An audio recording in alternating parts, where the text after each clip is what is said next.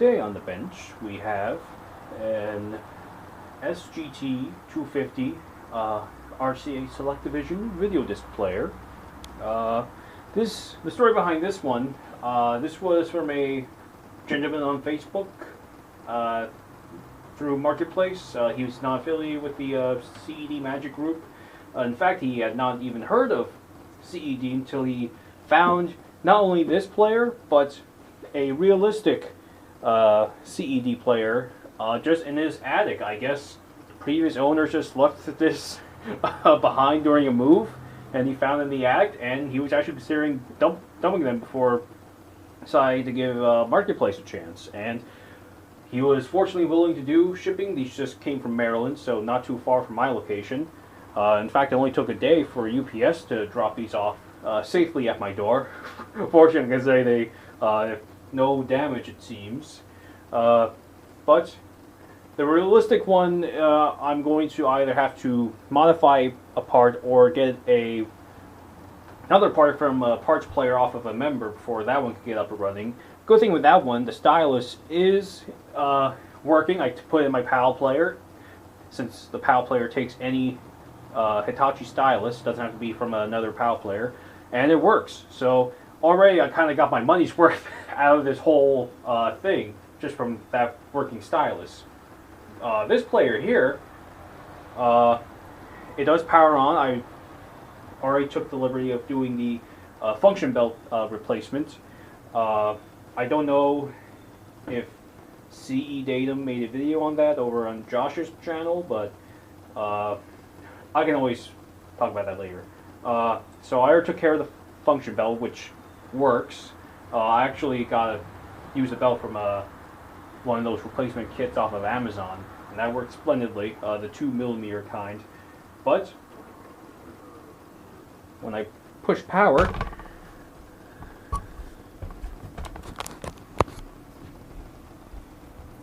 so it lights up, you know, if it's in the low position. However, the stereo indicator light is on, and there's not even a disc inside. Well, that's rather weird. What happens when you put a disc in? Well, this is a stereo player. Let's see how it handles both forms. Now, the G250s, how these handle stereo is unique than something like the JK series. These play any stereo or bilingual disc in straight stereo, and they use the switch on the back to toggle between the normal position, which is straight stereo, independent 1 and independent 2. But let's take my second copy of Star Trek here, which is in mono, and see how it operates.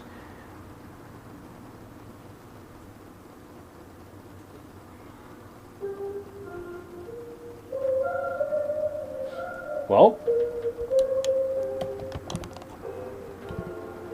I'm getting picture, I'm getting the sound.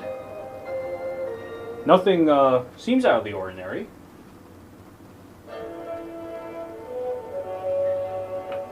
What happens if I toggle between the switches on the back? So currently it's on the normal position, which is the closest to the audio out jacks. What if I switch it to, if I can find it again? I lost it because I'm stupid. There it is. What if I switch it to independent 1? Alright, it's a mono disc, so nothing changed. Independent 1 still on. Welcome to Starbase 11, Captain. The Commodore's waiting to see you. And if I can find it again. So, independent 2, it's a mono disc, so nothing's going to come out because there's no right channel audio on this release. Alright, so that all works as expected. The only weird thing is there's still the stereo indicator light still on, and this is still a mono disc, and it's not like a special Princeton disc or anything. It's just a typical release of this feature, which was in mono. Hmm. You don't know. You actually don't know what's happening. Interesting. There's been subspace chatter about it for months. All right. Now, let's really put this thing through its paces and see how it plays a disc with a second audio channel on there. The stereo light, I don't think you can see through the camera, but it's still on. Can you tell now? Barely. Now, when it's in the low position, that stereo indicator light is not at its full strength, but they're still being turned on in some capacity. Now, the easiest way on these players to see how it's handling the second channel audio, get yourself a bilingual disc. This is the bilingual CBS Fox release of The Adventures of Robin Hood in the White Caddy variant. This version was from an eBay purchase last year, and I picked up the Blue Caddy version from a local lot like the other month. Alright, got that loaded. Let's see what it does. The switch is in the normal position now.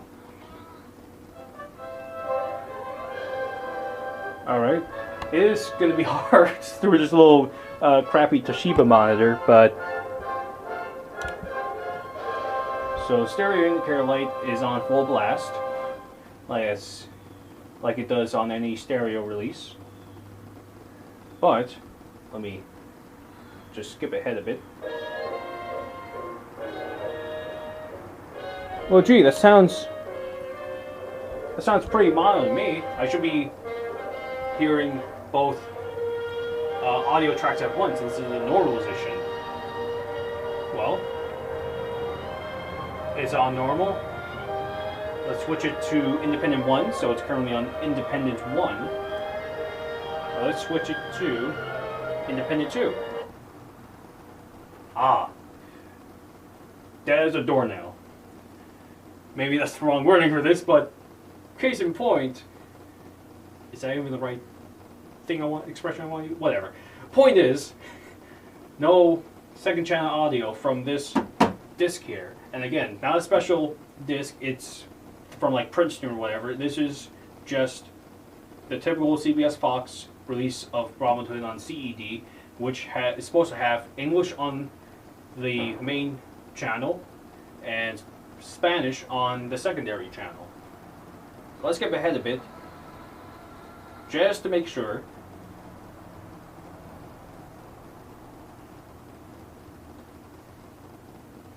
There should be audio during this section. This is back to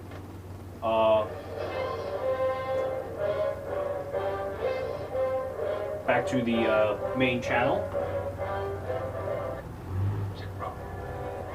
All the functions work too. I already took the liberty of checking all those.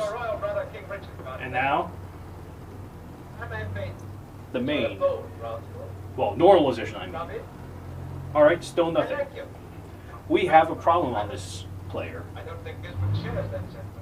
The fact that it's not outputting the right channel audio is telling me the problem is going to be on the stereo board. So I'm going to disconnect power.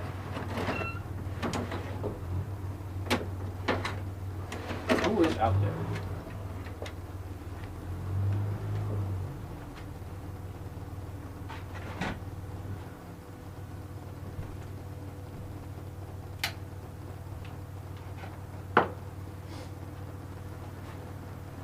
Alright, so let's get this into service position. Of course, this player has to be unplugged.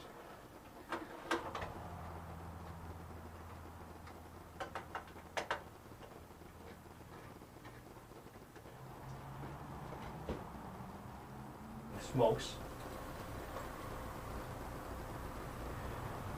Alright, good news is no smoke.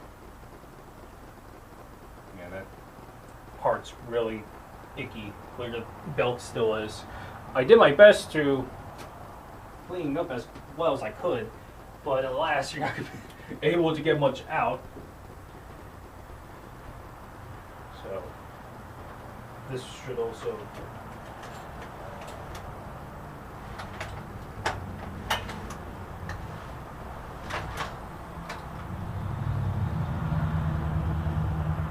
Okay, motor's fine.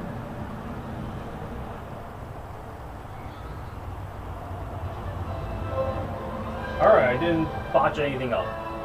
Thank God. Because if I did something stupid, first off, I wouldn't be the guy to do it.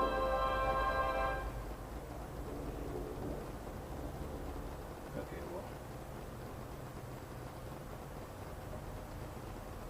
well. Oh. This must have gotten dirty between taking the. When I last put it in. Wait. Anyway. So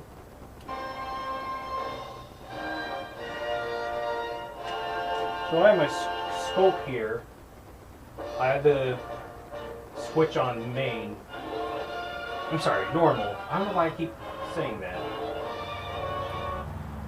So this is I1. I'm sorry, I2, I1, normal. You guys are just gonna love me, cause okay. So at first I would shop myself like troubleshooting. However, I ended up troubleshooting the wrong chip. So then I went back and redid with the looking at the right chip, but I forgot to hit record. So I'm just gonna say screw it. I cannot be bothered anymore. I really don't want to be in here for any more than 40 minutes. So I'm going to say what I saw. This is what I saw. So here is the chip down here. Well, yeah, right where my thumb is. That's the DMOD chip for the right channel audio. I looked at it. I saw there was, some input going in, but I didn't get really anything out of pin 11. So, like, literally, I had to put my scope at 50 millivolts per division in order to see anything. So that doesn't give me confidence that this chip is doing what it needs to do to give me that second channel audio. So what I'm going to do, I'm just going to go ahead. I'm just going to show myself desoldering this. Okay, so that's my iron there. So I did practice because I got some new supplies. I got some of this welding rosin to help with desoldering, because desoldering has always been like a pain to me, but and with desoldering it really depends on the quality of the stuff you're using. The technique, of course, is learned over time, but if you just aren't using good solder wick, you're not going to get anywhere really. So I bought, not only did I get this, but I also got the rosin, which I showed, the flux, whatever. So I'll show you what I did just this afternoon to practice my desoldering, and it vast improvement, let me say. Vast improvement. I am very pleased with the results. I can feel like I can desolder with confidence now. So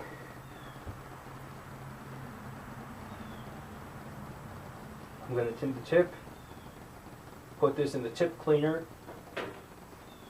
I should still, let me get my fan on. Now the fan won't work. Sometimes with it's because I also have my fan plugged into the isolation transformer, because the isolation transformer has like two outputs. So I figure, all right, one for the variac and one for the fan. But sometimes the one fan's plugged to doesn't. It's like it's loose or something. There we go. Okay, so fan's on. That should blow some of that away. I do have like that, like the fan that's, sucks the air away from you, but I don't have that in here. That's in my closet in my room, if I'm not mistaken. but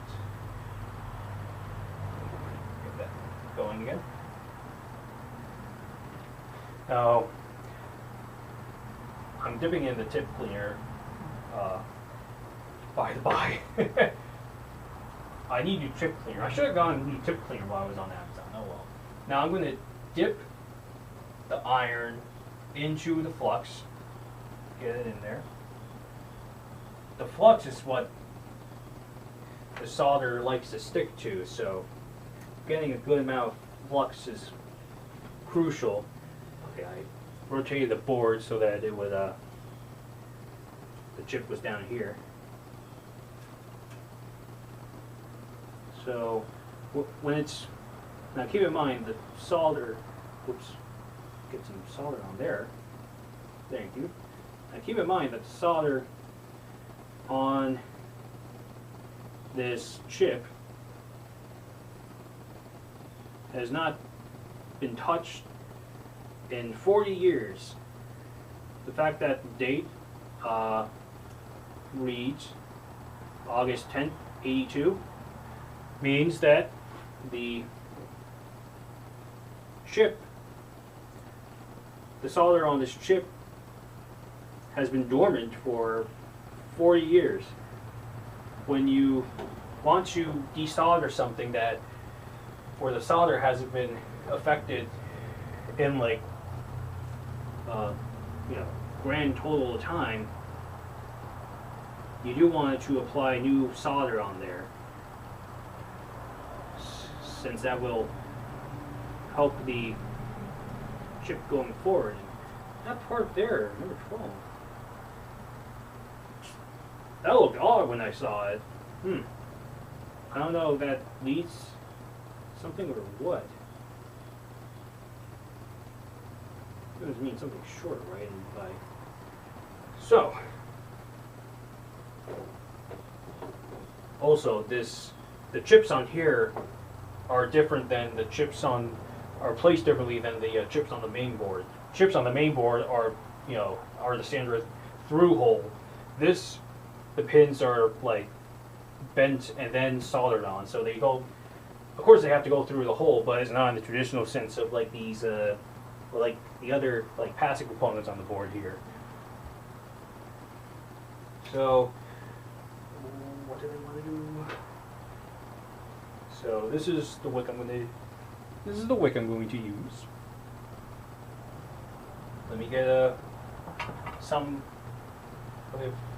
more rolled out. Let's see if I can do this without lifting up any of the pads. If I lift up any of the pads, I'm calling it quits for the day, I swear. So I dipped my soldering iron in the flux. Then I'm going to find where's a good starting point. How about this one here? So put it on there. And get your iron on top. I have my iron, by the by, set to 515. I find like any lower, it doesn't really do anything. So I'm trying, 515 seems like, you don't want to go too high. The only reason why you have your soldering iron like past 600 really is if you're working with that lead-free stuff. And that, the lead-free stuff has the high,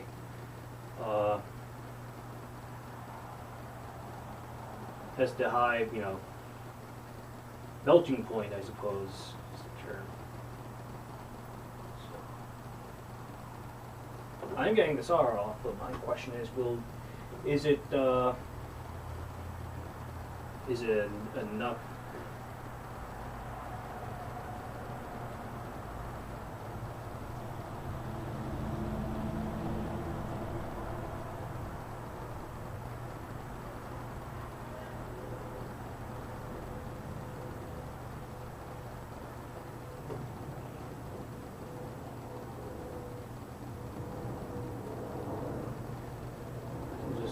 Since the wick is curling upward, I have to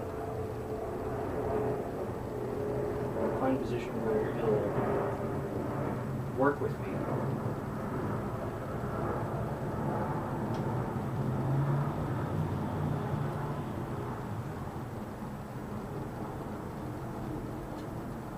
I'm getting solder wrong.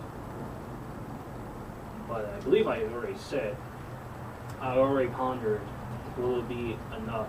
Do I have to go through all this again? Yeah, I can tell that it's really starting up the solder. I'm really happy with my investments in the flux and the braid here. I'll have to see if this method works on my old braid, but I'm already pretty dang happy that it's working. So I'm going to apply more flux by dipping the solder tip in there. Maybe let me tray these up so you can actually, there it is. So you can actually see myself dipping the iron in there. Now with braid, you have to, once a section is completely soaked up with solder, you do have to, keep moving it to an area that hasn't, that's still, solder free.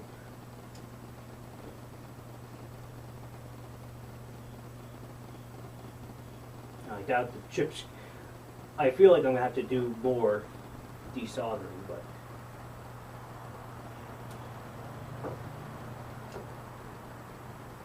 already this is coming along nicely. And also, when you remove the solder wick, you want to remove the wick and the iron like at the same time, like bring the wick up with the iron, basically. Otherwise, the wick's gonna stick to the pad, and that's no fun if you got if you have that.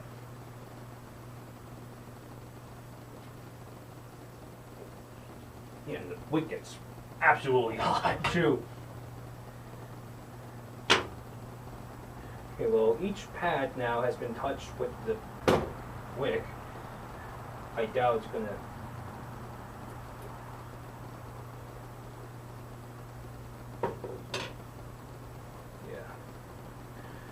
Yeah, that's what I feared. Using your dikes. There you go. You could, from the bottom here, clip each leg off, and I think I should do that to prevent further damage, basically. So, pin 15 here, I'm going to see if I can. Don't do that. Try and. Of course, okay.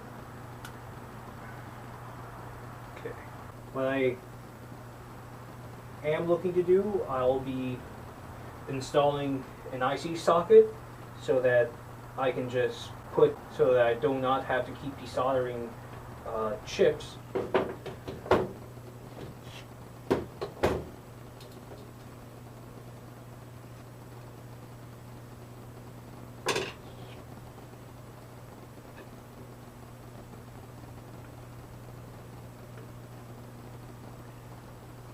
Might have to do it from the body, cut it from the body. And sorry, sometimes I keep forgetting the camera isn't always on me when I do this. That might be a better option here. Do it from the body.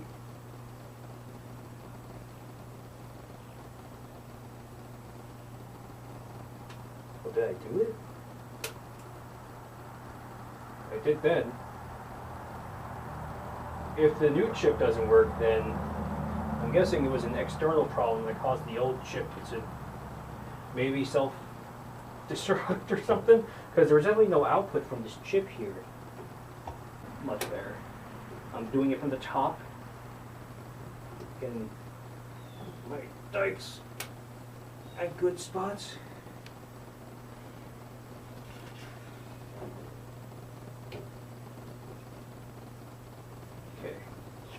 So, good one. How do I do it from here?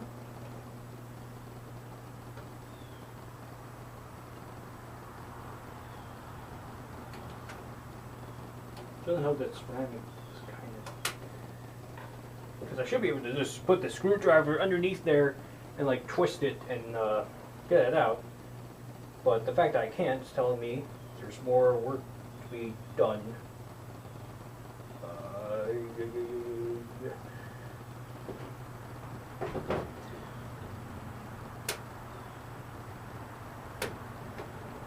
do have barely enough room to work.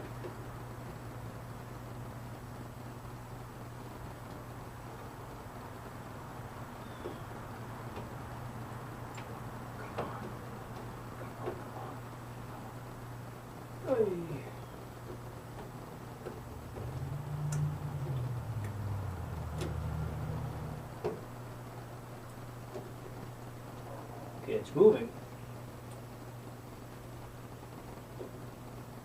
I just want this out of the way because once I starting the socket on there should be no problem. Should be the correct leg length. If it's not, oh. Oh.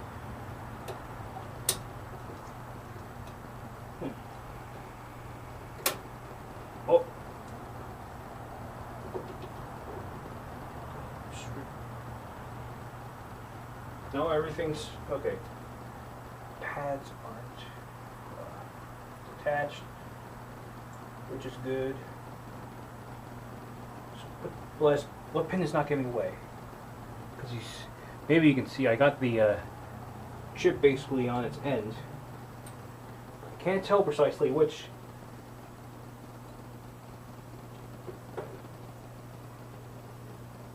Leg it is. Could be. Oh, I see, it's this one second from the end. Come on. Dude.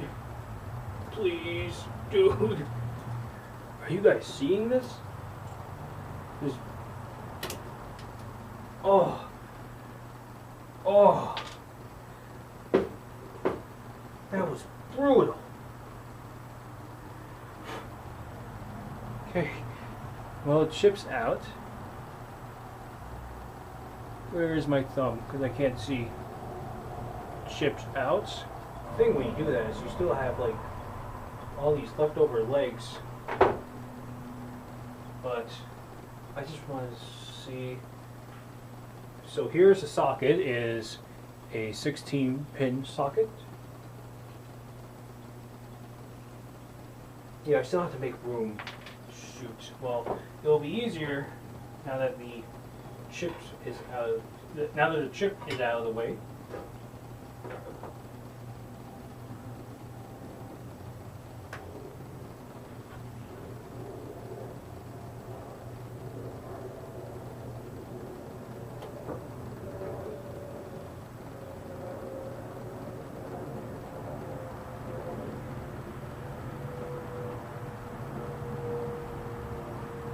At least now I can just shoo the basically shoo the pins away. Goodness, they're still.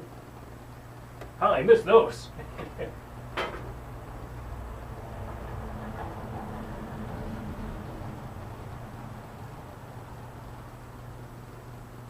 it's like camouflage, basically. YouTube. Still one. Oh, that one didn't fall.